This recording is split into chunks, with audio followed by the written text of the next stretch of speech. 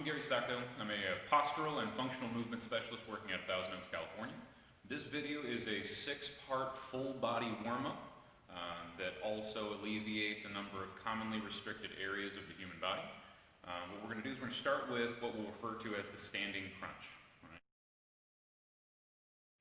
Right? Because of common restrictions in the lower back and tensions and pain patterns in the lower back, this region can become commonly tight. The way we're going to alleviate that is by creating an abdominal contraction in conjunction with a posterior pelvic shift. So we're going to crunch the abdominals in, pulling the rib cage down, but focus on tilting the tail and shifting the pelvis back in space. Okay? Initially, that's going to want to make the knees bend. So make it a point to lock the knees out, tuck the tail, crunch the abdominals, and shift back in space with the pelvis. And this should also coincide with a number of hamstring activations, gluteal activations, and the quadriceps being pretty fired up.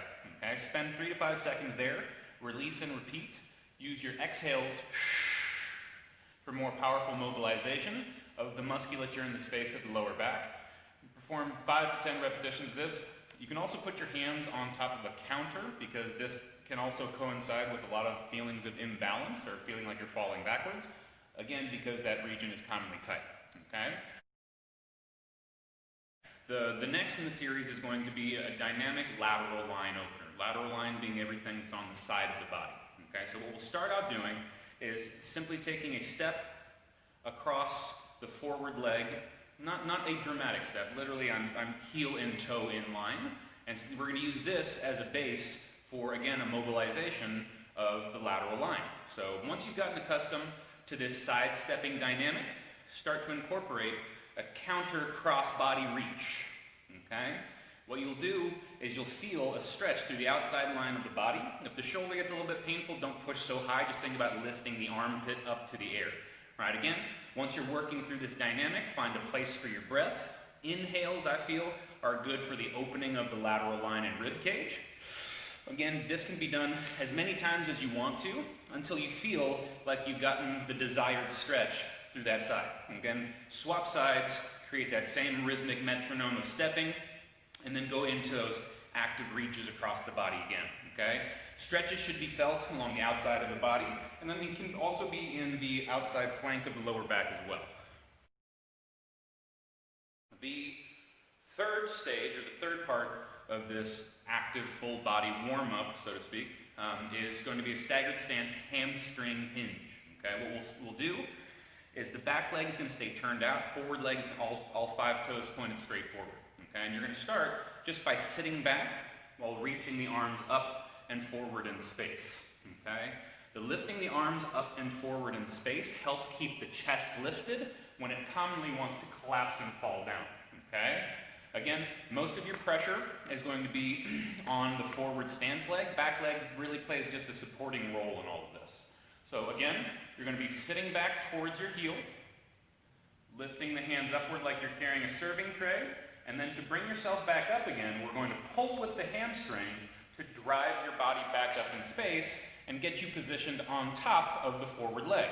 Okay, we're going to go through those dynamics a few times. Shifting back in space, lifting up, pulling with the hamstrings, driving yourself back up to stance. Very light on the back leg, if any pressure on the back leg at all when you come up to full stance on this forward standing leg. Again, drop back towards the heels, stretching hamstrings, pull with the leg to bring you back up again. Back leg can help out if you want to, that's fine, okay? Again, go through about 5 to 10 of these. If you want to do more, do a few more. If you only have time to do one, that's still a good thing too. Just make sure you're getting both sides of your body as you do it.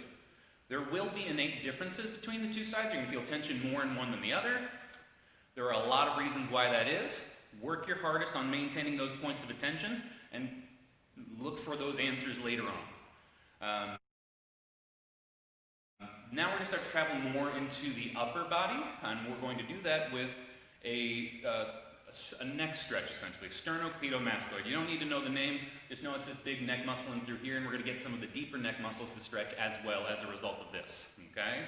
This one isn't so big and move about the cabin. What you're going to do is you're going to put 2 hands on your breastplate and collarbone. Okay?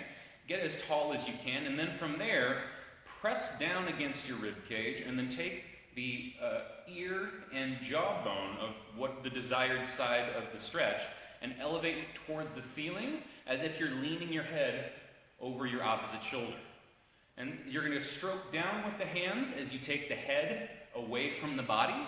The stretch should be felt from the region of the ear and the back of the skull all the way down to the collarbone here.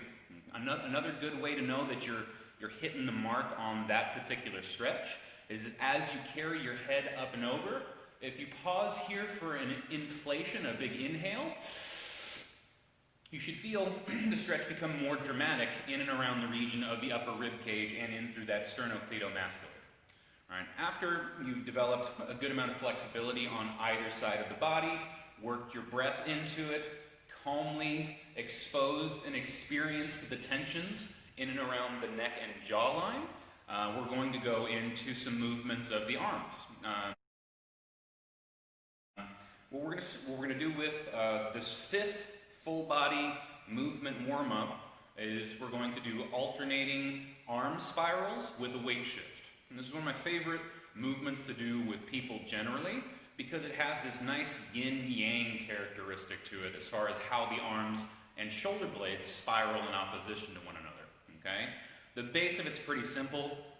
Shift to one side, shift to the other side. Okay? But what you're going to be doing as we do those shifts is you're going to be lengthening the arms at your side, and you're going to be spiraling the palm upward in the direction that your weight shift is going, spiraling the arm downward, opposite the direction your body's headed. So again, we shift our weight, spiral outward, downward, shift our weight back to the other side, palm up, outward, downward, and do this on repeat, and allow your head to follow the hand that is palm side up. All right, this will naturally feed a number of natural movement dynamics in through the neck, shoulder girdle, and rib cage. The reason why this works is generally if you're asking for something or trying to receive something and catch something, your eyes will go to it. That's the functionality aspect of things that really feeds a lot of those natural movement dynamics into the body. Again, you can play around with pivoting the feet as you shift your weight as well to incorporate more healthy functional dynamics. Now, I say that this is a warm-up, and all of these things are a warm-up, but they can quite honestly be confused for the workout in and of itself if you have a lot of restrictions in through the body, creating limitations in your ability to either spiral inward or outward with the arms.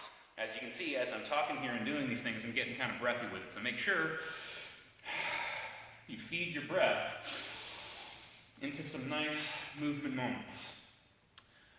That one, again, can be done for time, 30 seconds or so, you get some good stuff out of it. If you're really into counting, because movement culture or fitness culture tells you you're supposed to count all your repetitions, by all means count them. It's not important. What's important is the feeling that you're giving to your body and how you're actually embodying said body, okay? The last part of this six-part movement, full body movement warm-up is going to be a standing arm opening with a component of neural flossing. Now, there's a lot of people who have issues with the neck, shoulder, radiating pain through the arms, especially people who in their profession or positions carry a lot of weight in their hands. I'm not going to get into all of the postural compensations that create those dysfunctions in through the neck and through the shoulders here on this particular video, but nonetheless, this will help to alleviate a number of those common problems. So we're going to start with a forward step. Pick whatever leg you'd like, but whatever leg is stepping forward, we're going to pretend like we're throwing a giant serving tray out and across that leg, okay? So the initial phase of the movement is where we stretch and take the arm across our body. You can complement that by taking the other arm forward and across the body as well to feed some natural trunk rotation dynamics into the movement, okay?